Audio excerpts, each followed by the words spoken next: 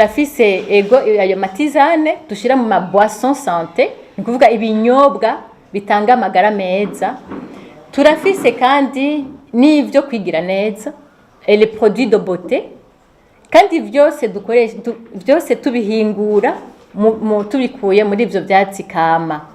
Ivyo byose birashoboka, nta n'ikintu na kimwe twofata neza ubwo butunzi dufise, ivyo bidukikije, ivyo binyabuzima dufise, nta kintu Uburundi bwovuga tuti turazeye inze.